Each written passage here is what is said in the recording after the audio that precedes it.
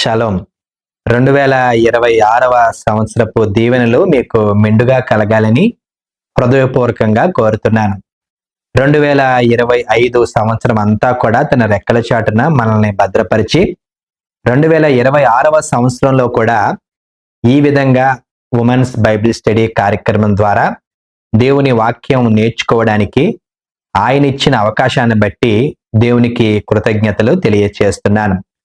మన దగ్గరున్న లిస్ట్ ప్రకారము ఈ వారము ఎస్తేరు గురించి మనము క్లుప్తంగా ధ్యానము చేద్దాము. కార్యక్రమంలోనికి ముందుకు వెళ్ళక ముందు మన ముందు మరి సిస్టర్ స్వర్ణ పీటర్ గారు హైదరాబాద్ నుండి లైన్లో ఉన్నారు.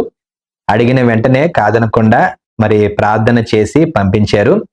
సిస్టర్ గారి ప్రార్థనతో ఈ 2026వ సంవత్సరంలో మొట్టమొదటి ఉమెన్స్ బైబిల్ స్టడీ కార్యక్రమాన్ని ప్రారంభించుకుందాము. ప్రార్థన. మహాగణుడా, మహోన్నతుడా, సర్వశక్తుడా, నీ ఘనమైన నామానికి వందనాలు, స్తుతులు, స్తోత్రాలు చెల్లించుకుంటున్నాం తండ్రి. ప్రభా, మరి ఉదయకాల సమయంలో మరొకసారి నీ పాద సందులో ప్రార్థించడానికి నాకు ఇచ్చిన తరుణాన్ని బట్టి నీకు వందనాలు.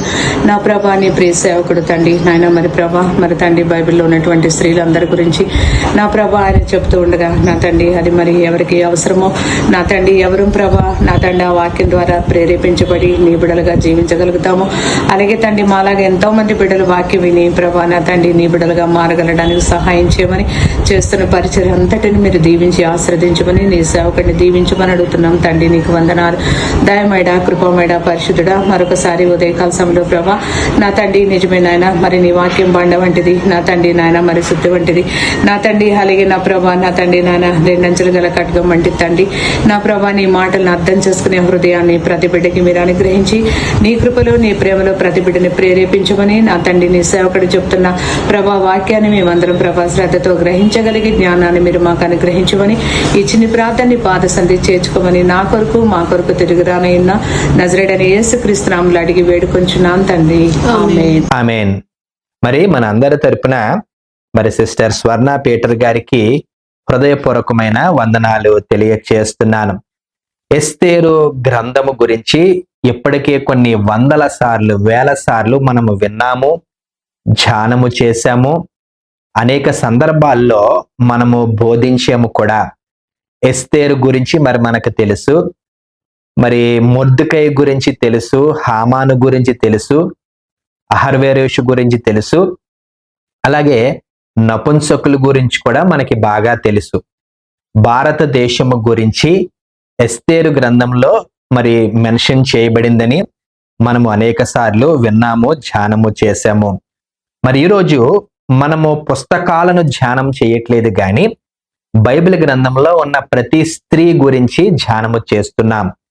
ఏ ఆల్ఫాబెట్ ఏలో ఉన్న స్త్రీలని BCD మనం ధ్యానము చేసాము. ఈలో మన దగ్గరున్న లిస్ట్ ప్రకారము ఎస్తేరు గ్రంథంలో ఎస్తేరు గురించి మరి మనము క్లుప్తంగా ధ్యానము చేద్దాము. దయచేసి మీ బైబిల్స్ తీసుకొనండి, ఎస్తేరు గ్రంథాన్ని ఓపెన్ చేసి ఉంచండి. స్త్రీలను ఉద్దేశించి అనేక మంది స్త్రీలను బలపరిచేటువంటి ఉద్దేశంతో మనము ఈ యొక్క ఉమెన్స్ బైబిల్ స్టడీ కార్యక్రమాన్ని మరి ప్రారంభించి జరిగిస్తున్నాము. మరి భక్తితో శ్రద్ధతో ఈ వాక్యాన్ని ధ్యానం చేయాలని హృదయపూర్వకంగా కోరుతున్నాను. మనము ప్రతి వారము కూడా ఒక్కొక్క స్త్రీని గురించి మనము ధ్యానం చేస్తున్నాము. ఆ స్త్రీని గురించి ఏమి ధ్యానము చేయాలి, ఆ స్త్రీని గురించి ఏమి నేర్చుకోవాలి, ఫలానా స్త్రీ గురించి ఏమి నేర్చుకోకూడదు, లెర్నింగ్, అన్లెర్నింగ్, రీలెర్నింగ్ మనం చేస్తున్నాం. మరి ఈరోజు ఎస్తేరుకున్న గుణగణాల గురించి, ఎస్తేరుకున్న ఆ యొక్క క్యారెక్టర్స్ గురించి మరి మనము ధ్యానము చేద్దాము. ఈ యొక్క ఎస్తేరు గ్రంథంలో మనము ఎస్తేరుని గురించి మనము ధ్యానము చేసినట్లయితే ఎస్తేరుకి ఈ గ్రంథంలో 3 దశలు ఉన్నట్లుగా మనము చూడవచ్చు. 3 స్టేజెస్ అండి. 2వ అధ్యాయము 7వ వచనంలో మొర్దెకై మరి ఆమెను పెంచుకొనెను అంటే మనము పెంచుకొనెను అనే మాట వినగానే పెద్దలు పిల్లల్ని లేదా చిన్నల్ని మరి పెంచుకుంటారు.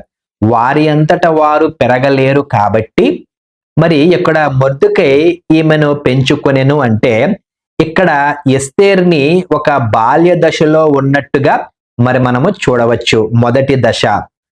రెండవ దశలో ఎస్తేరు గ్రంథము 2వ అధ్యాయము 8వ వచనంలో కన్యకల్ని అందరినీ కూడా ఆ కోటలోనికి తీసుకుని వచ్చారు.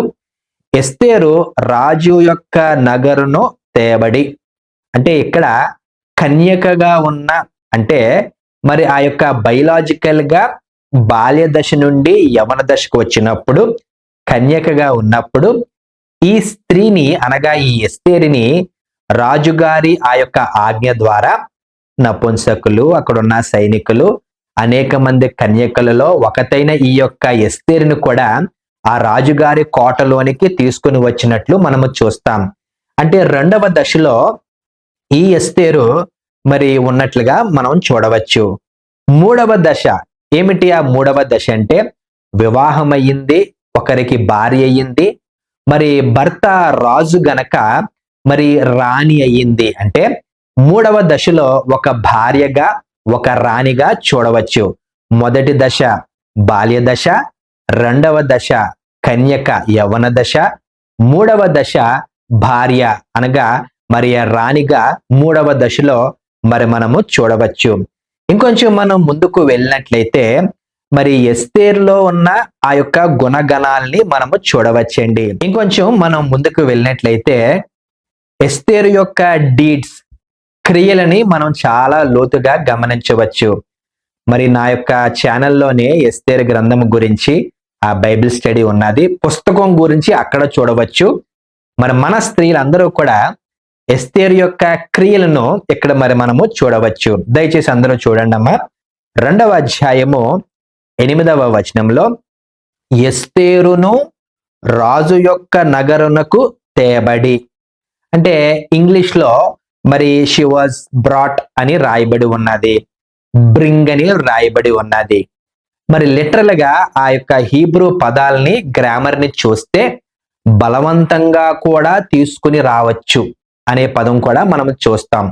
ఆ భావాన్ని మరి మనం చూస్తాం. ఎస్తేరు బలవంతంగా తేబడింది అని మనం ఎలాగ చెప్పవచ్చంటే, మరి ఎస్తేరు ఎక్కడున్నదంటే అహర్వేరోషు రాజుగా ఉన్నప్పుడు ఆ కాలమందు అహర్వేరోషుతో శూషణ కోటలో నుండి రాజ్య పరిపాలన చేస్తున్నప్పుడు పారసీక దేశములో ఈ యూదులు ఉన్నారు.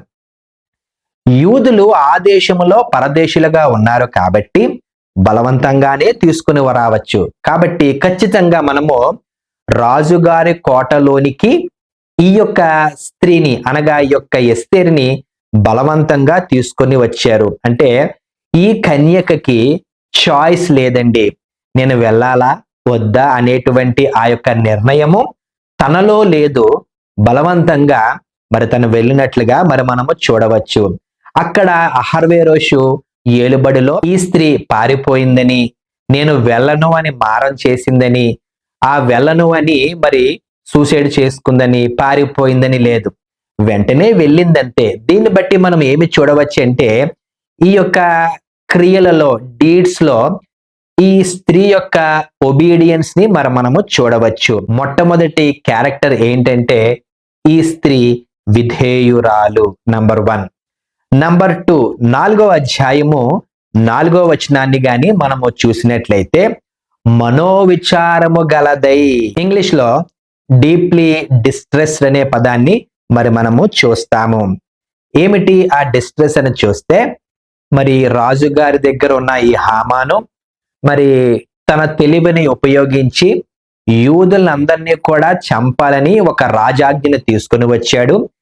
ఇది తెలుసుకున్న ఆ యొక్క మరి మొర్దెకై మరి ఆ యొక్క కోటలోనికి వెళ్లకుండా బయట మరి ధూళి పోసుకొని, గోనె పెట్ట కట్టుకొని మరి ఆ యొక్క ఉపవాసం ఉన్నట్టు, మరి దుఃఖించినట్టు, బిగ్గరగా ఏడ్చినట్టు మరి మనం చూసాం. ఎప్పుడైతే ఈ విషయము ఎస్తేరుకు తెలిసిందో, ఎస్తేరు కూడా మనోవిచారము కలదై అనే పదాన్ని చూసాం. ఇంగ్లీష్ లో డీప్లీ డిస్ట్రెస్డ్, ఆ హీబ్రూ ఆ గ్రామర్ ని, ఆ వర్డింగ్స్ ని మరి మనము చూస్తే డీప్ పెయిన్, ఎంత పెయిన్ అనుభవించిందంటే ఒక తల్లి బిడ్డకి జన్మనిస్తున్నప్పుడు ఎంత మరి బాధతో ఆ నొప్పితో బిడ్డని కంటదో అంత లోతైన బాధను ఈ రాణిగా ఉన్న ఈ యొక్క ఎస్తేరు కూడా అనుభవించింది అని మరి మనము చూడవచ్చండి. మరి ఇంగ్లీష్ లో మరి సింపతి, ఎంపతి అని అంటారు, రెండు పదాలు. సింపతి అంటే ఇతరుల కొరకు బాధపడేది. మీకు జ్వరం వచ్చింది, నేను వచ్చి అయ్యో మీకు జ్వరం వచ్చిందా అని అంటాను. మీకేదో గాయమైంది, అయ్యో మీకు గాయమైందా అని అంటాను. అంటే ఇది నేను మీకు సింపతిని చూపించడము. అలాగే ఎంపతి అని వేరొక పదం ఉన్నది. ఏమిటి ఈ ఎంపతి అని ఆలోచన చేసినట్లయితే, ఆ బాధని నన్ను నేను అనుకొని ఆ బాధని నేను అనుభవించడం. అంటే మీకు కష్టం వచ్చినప్పుడు, మీకు నష్టం వచ్చినప్పుడు, మీకు గాయమైనప్పుడు ఆ బాధ నాకుగా నేను కూడా మీతో కలిసి అనుభవించడమే ఎంపతి. అంటే ఇప్పుడు రాణిగా ఉన్నది, తనకేమీ నష్టం లేదు. తను కోటలో ఉన్నది, తనకేమీ నష్టం లేదు. కానీ ఎప్పుడైతే తన యొక్క మరి జనాంగము నాశనం అయిపోతున్నారు అని తెలిసిందో, ఈ స్త్రీ కూడా మరి మనోవిచారము కలదై మరి బాధపడినట్టు, ఏడ్చినట్టు మరి మనము చూస్తాం ప్రియులారా. అంటే ఇతరుల బాధని తన సొంత బాధగా అనుభవించడమే ఎంపతి. ఈ ఎంపతిని మరి ఈ యొక్క స్త్రీ అనుభవించింది. తెలుగులో పరానుభూతి, సానుభూతి కాదండి, పరానుభూతి. సానుభూతి అంటే నేను ఇతరులకు తెలియచేసేది. పరానుభూతి అంటే ఇతరులు బాధపడుతున్నప్పుడు మనము కూడా వారి బాధలో కలిసి అనుభవించడము, అది పరానుభూతి. సో ఈ యొక్క స్త్రీ యొక్క రెండవ క్యారెక్టర్, రెండవ క్రియ ఏమిటంటే మరి సానుభూతి పరురాలు, పరానుభూతి పరురాలు రెండవ క్యారెక్టర్ అండి. మూడవదిగా, స్త్రీలు అందరికంటే రాజు ఎస్తేరును ప్రేమించెను. ఇక్కడ గమనించాలని కోరుతున్నాను. ఇక్కడ ఎందుకు రాజు అనేక మంది స్త్రీలు కన్యకలు ఉండగా ఈ స్త్రీనే అనగా ఎస్తేరునే ఎందుకు ప్రేమించాడు? ఏమి ఎక్కువగా ఉన్నది ఇతరుల కంటే అంటే, రాజుగారికి ముందుగా ఉన్న మొట్టమొదటి భార్య వష్తి. వష్తి గురించి వచ్చినప్పుడు తన గురించి ధ్యానము చేద్దాం. ఆ వష్తికి అందం ఉంది, జ్ఞానం ఉంది. మరి ఆ వష్తికి మరి నో అని చెప్పగలిగేటువంటి ధైర్యం ఉంది. అంటే సెల్ఫ్ డిపెండెన్స్ ఉన్నది. ఇప్పుడు ఈ రాజు ఆ స్త్రీతో కాపురం చేసి ఆమె యొక్క గుణగణాల్ని తెలుసుకున్నాడు. ఇప్పుడు ఈ కొత్తగా వచ్చిన ఈ స్త్రీని ఎందుకు ప్రేమించాడంటే, ఈ స్త్రీకి పాత భార్య అనగా ముందు భార్య అయిన, మొదటి భార్య అయిన వష్తి కంటే ఇంకా ఎక్కువ గుణగణాలు కలిగి ఉన్నది కాబట్టే ఈ స్త్రీని ప్రేమించాడు. అంటే ఈ స్త్రీకి మానసిక అందం ఉంది, శారీరక అందం ఉంది, వినయం ఉంది, అలాగే ఈ స్త్రీకి జ్ఞానం ఉన్నది. అందుకనే అందరికన్నా మరి ఈ స్త్రీని ఆ యొక్క రాజైన అహర్వేరోషు ప్రేమించినట్లుగా మరి మనము చూస్తామండి. సో ఈ స్త్రీ యొక్క మూడవ క్యారెక్టర్, మూడవ క్రియ, మూడవ డీడ్ ఏంటంటే ఈ స్త్రీ గుణవంతురాలు. నాలుగవదిగా 4వ అధ్యాయం, ఎస్తేరు గ్రంథము 4వ అధ్యాయము 16వ వచనము ఏ భాగాన్ని చూస్తే, ఎస్తేరు అంటుంది, నేనును ఉపవాసం ఉంటాను, నేను కూడా ఉపవాసము ఉంటాను అని చెప్పింది. ఎవరితో అంటే మొర్దెకైతో. అంటే విషయము తెలిసిన వెంటనే రాజు దగ్గరికి వెళ్ళలేదు. విషయము తెలిసిన వెంటనే వేరే వేరే ప్రయత్నాలు చేయలేదు. విషయము తెలిసిన వెంటనే ఏం చేసిందంటే, మొట్టమొదటిగా ప్రతి క్రైస్తవుడు, క్రైస్తవురాలు చేయవలసినది, ఆ రోజుల్లో ఆ స్త్రీ అయిన ఎస్తేరు చేసింది ఏంటంటే ఉపవాసం ఉండి ప్రార్థన చేయడం అండి. అంటే వెంటనే షీ రిలైడ్ ఆన్ గాడ్, ఇంకెవ్వరి మీద ఆధారపడలేదు. అంటే 4వ క్యారెక్టర్ ఏమిటి అని ఆలోచన చేస్తే, ఈ స్త్రీ ప్రార్థనా పరురాలు. 4వ అధ్యాయము 16వ వచనము అదే లైన్లో, నేనును నా పనికెత్తలను ఉపవాసము చేయదము. నేనుంటే సరిపోద్ది కదా, పనికెత్తలతో కూడా ఎందుకు చేయించవలసి వచ్చిందంటే, పనికత్తెల మీద తనకి అంత అధికారం ఉన్నది. నలుగురు కలిసి ప్రార్థన చేస్తే దేవుడు వింటాడని, ఒకరికొకరు ప్రార్థించుకోవాలని సత్యాన్ని గ్రహించింది. పనివారిని అంతలాగా మరి మోటివేట్ చేయగలిగింది. పనివారిని ఇంప్రెస్ చేయగలిగింది. తద్వారా నేను ఆ పనివారు కూడా ప్రార్థన చేస్తారంటే పనివారి యొక్క మనసులు తెలిసినది, పనివారి యొక్క భయభక్తులను తెలుసుకున్నది. అంటే ఈ స్త్రీ ఒక మంచి నాయకురాలు అనే విషయాన్ని మనం అర్థం చేసుకోవచ్చండి. మన భర్తే మన మాట వినడు, మన భార్య వినదు, మన పిల్లలు వినరు, మన స్టూడెంట్స్ వినరు, ఎవరి మాట విననప్పుడు ఈ సమయంలో చెప్తున్నాను, ఆ రోజుల్లో ఒక రాణిగా ఉండి మరి ఆ యొక్క పనికత్తెల మీద ఎంత అధికారం కలిగి ఉంది, ఎంత బాండ్ కలిగి ఉంటేనే కదా నేను ఉపవాసం చేస్తాను, మా ఇంట్లో ఉన్న పనివారు కూడా ఉపవాసం చేస్తారని చెప్పగలిగినదంటే ఒక మంచి నాయకురాలు అనే విషయాన్ని, సత్యాన్ని మరి మనము తెలుసుకోవచ్చు. ఇంకొంచెం ముందుకు వెళ్తే తన యొక్క వేరే క్యారెక్టర్ ఇంకొంచెం ముందుకెళ్తే అదే 4వ అధ్యాయంలో 16వ వచనంలో నేను నశించెదను అనే మాటని మరి మనము చూస్తాం. 4వ అధ్యాయం 11వ వచనంలో రాజుగారు దాదాపు 120 సంస్థానాల మీద అధికారము చేస్తున్నాడు. రాజుగారికి అనేకమైన విషయాలు, మిలిటరీ విషయాలు, ఈ యొక్క చట్టాలు, ఈ న్యాయాలు, మరి ట్యాక్సులకు సంబంధించి, ధనము గురించి, శత్రువుల గురించి అనేకమైన విషయాలు ఉంటాయి. ఇంత బిజీగా ఉన్నప్పుడు రాజుగారికి ఇంకా బిజీ వర్క్ అయి ఉండి ఎవరు కూడా రావడానికి వీల్లేదు. ఈవెన్ రాణి కూడా రాజుగారు ఎగ్జిక్యూట్ చేస్తున్నప్పుడు, పని చేస్తున్నప్పుడు రాజుగారు ఏమని ఆజ్ఞ ఇచ్చారంటే నేను చాలా బిజీగా ఉన్నాను కాబట్టి ఎవరు కూడా నా అనుమతి లేనిదే రాకూడదు, ఈవెన్ నా భార్య కూడా రాకూడదు, వస్తే మరణ శిక్ష. అంత కఠినమైన ఆ యొక్క ఆజ్ఞలు ఉన్నప్పుడు ఈ స్త్రీ ఏమంటుందంటే నేను రాజు దగ్గరికి వెళ్ళి నా ప్రజల గురించి నేను ఆ యొక్క విన్నపం విన్నవిస్తాను, నేను నశించెదను అని చాలా ధైర్యంగా చెప్పగలిగింది. దీన్ని బట్టి మనం ఏమి చూడవచ్చు అంటే ఈ యొక్క స్త్రీ ఎస్తేరు మరి ధైర్యవంతురాలు. ఇంకొంచెం మనం ముందుకు వెళ్తే ఈ స్త్రీ మరి చాలా మంచి ప్లాన్ వేసింది, మంచి స్ట్రాటజీతో, ఒక గొప్ప వ్యూహంతో అడుగు వేసి రాజుగారు అంత బిజీ టైంలో రాజుగారిని మరి విందుకి ఆహ్వానించింది. అదేమి గొప్ప కాదు. కానీ ఈ స్త్రీ ఏం చేసిందంటే హామాను అంటే సెకండరీ పొజిషన్ లో ఉన్న హామానును కూడా పిలవడం జరిగింది. 5వ అధ్యాయం 4వ వచనంలో తామును హామానును మీరిద్దరూ కలిసి రావాలి, ఎందుకంటే ఇద్దరు కలిసి వచ్చినప్పుడే ఈ హామాను యొక్క బండారం బయట పడేయాలని ఆ మంచి వ్యూహంతో ఇద్దరిని పిలిచినట్టు మరి మనము చూడవచ్చు. మంచి వ్యూహకర్త ఈ యొక్క ఎస్తేరు. సో ఇవన్నీ కూడా క్యారెక్టర్స్ అండి, మీరు ముందే విన్నా ఉంటారు. మరొకసారి మీకు నేను ఇవి బ్రష్ చేస్తున్నాను. సో ఈ రోజు ఉమెన్స్ బైబిల్ స్టడీ కార్యక్రమంలో మన స్త్రీలు ఎస్తేరు గ్రంథంలో ఉన్న ఎస్తేరును గురించి ఏమి నేర్చుకోవచ్చు, క్లుప్తంగా మూడు మాటలు చెప్పి నేను ముగిస్తాను. ఎస్తేరు గ్రంథంలో ఎస్తేరును గురించి మనం ఏమి నేర్చుకోవచ్చు అంటే ఎస్తేరు గ్రంథము 2వ అధ్యాయము 9వ వచనంలో, అలాగే ఎస్తేరు గ్రంథము 5వ అధ్యాయము 2వ వచనంలో దయ పొందెను ఎక్కడి నుండి అంటే ఈ యొక్క మరి నపుంసకుడు దగ్గర నుంచి. ఎక్కడి నుంచి దయ పుట్టిందంటే రాజుగారు మనసులో దయ లేకపోయినప్పటికీ దయ పుట్టించేలాగా చేసింది ఈ స్త్రీ. ఇంగ్లీష్ లో ఒక ప్రావర్బ్ ఉంటుందండి, face is the index of mind.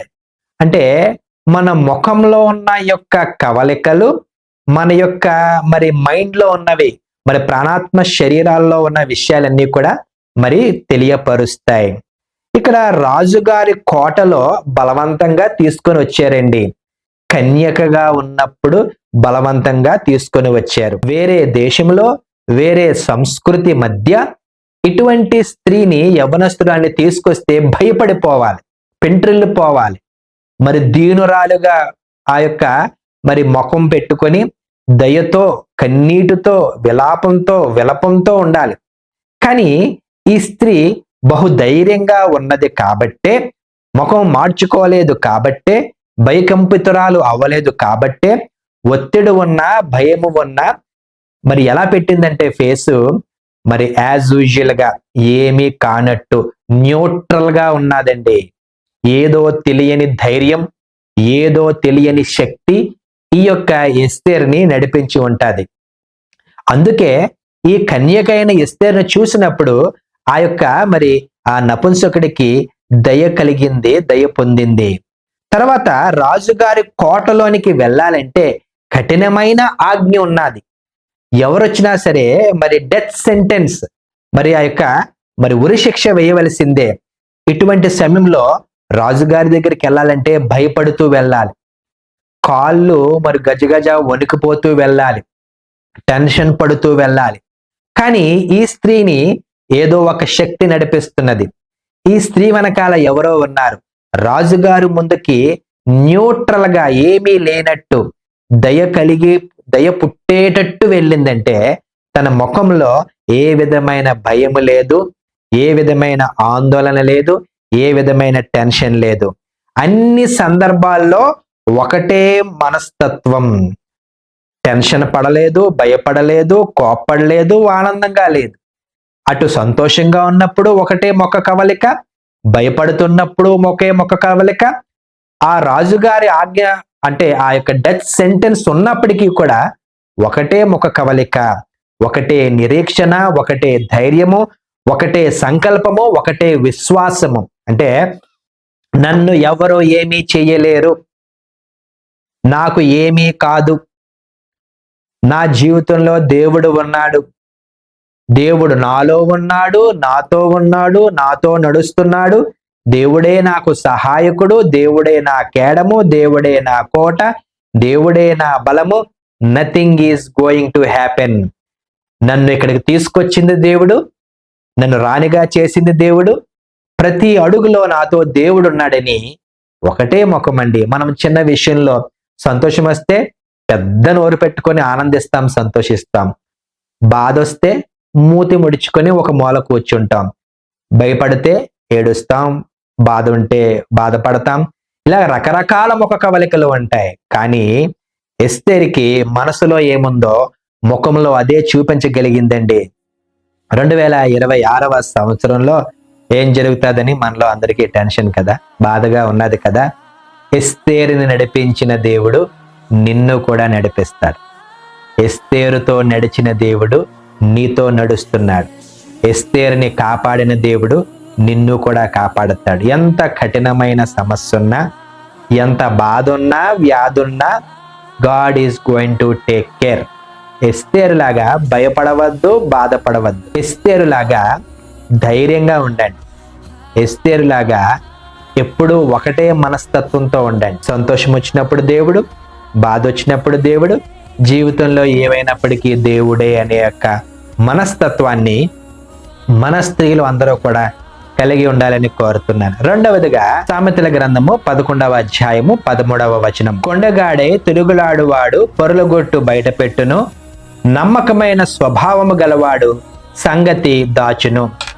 మన స్త్రీలతో ప్రాబ్లం ఏంటంటే ఏదైనా ఒక విషయం, మన స్త్రీలతో ప్రాబ్లం ఏంటంటే ఏదైనా ఒక విషయం ఒక స్త్రీకి చెప్పి ఏమే ఈ విషయం ఎవరికి చెప్పద్దే అని ఒక చిన్న ట్యాగ్ తగిలించామనుకోండి, ఎప్పుడైతే ఈ విషయం ఎవరికి చెప్పద్దు అనే ట్యాగ్ ఉన్నదో, ఈ యొక్క మరి ఎలాన్ మస్క్ ఆ యొక్క స్టార్లింక్ శాటిలైట్ ద్వారా ప్రపంచానికి ఇంటర్నెట్ తీసుకొచ్చాడు కదా, ఆ ఇంటర్నెట్ కన్నా శాటిలైట్ కన్నా ఈ విషయం ఎవరికి చెప్పద్దు అనే సత్యము అందరికీ వెళ్ళిపోతుంది. ఎంత స్పీడ్లో వెళ్ళిపోద్ది అంటే ఈ ఇంటర్నెట్ కన్నా శాటిలైట్ల కన్నా ముందు వెళ్ళిపోతుంది, BBC కన్నా ఇంకా ముందు వెళ్ళిపోతుంది. మరి తెలుగులో ఒక సామెత ఉండదండి, సామెతలాగే చూద్దాం. నాకు సందర్భం తెలుసు, కాకపోతే ఆ పాట మాత్రమే నేను తీసుకున్నాను. ఇంటి గుట్టు లంకకి చేటు. ఇంటి గుట్టు లంకకి మాత్రమే కాదు, అన్ని వేళల్లో అందరికీ అన్ని సందర్భాల్లో చేటు. కొన్ని చెప్పాలండి, కొన్ని చెప్పకూడదు. సామెతల గ్రంథము 21వ అధ్యాయము 23వ వచనం దయచేసి చూడాలని కోరుతున్నాను. నోటిని నాలుకను భద్రము చేసుకునివాడు శ్రమల నుండి తన ప్రాణమును కాపాడుకొనును. అంటే వెన్ వి టాక్ కొన్ని విషయాలు మాత్రమే తక్కువ మాట్లాడాలని ఈ యొక్క సందర్భం ద్వారా మనం అర్థం చేసుకోవచ్చు. మొర్దెకై ఎస్తేరుతో చెప్పాడు, నీ జాతిని గురించి, నీ ఐడెంటిటీని గురించి దయచేసి ఎవరికి చెప్పొద్దు. అమ్మా, దయచేసి చెప్పొద్దు. నువ్వు రాజుగారి కోటకు వెళ్తున్నావు, ఒకవేళ నువ్వు కోటలోనికి వెళ్ళిన తర్వాత నువ్వు తన దేశస్థురాలు కాదు, నువ్వు యూదురాలమని తెలిస్తే స్టార్టింగ్ లోనే, ఫస్ట్ ఫేజ్ లోనే నిన్ను తీసి పక్కన పెట్టేస్తారు. కాబట్టి నువ్వు చెప్పొద్దమ్మా అని చిలక చెప్పినట్టు చెప్పాడు. సంగతి దాచింది గనుక రానయ్యిందండి. సంగతి దాచింది గనుక యూదులందరినీ కూడా కాపాడగలిగింది. ఆ రోజు సంగతి దాచింది గనక ఈ రోజు 2026లో యూదులందరూ ఇంకా ప్రపంచంలో ఉన్నారండి. యూదులను రక్షించడానికి తన నోరు తెరవలేదు. మరి మన స్త్రీలు సొంత విషయాలు అందరికీ చెప్పేస్తారు.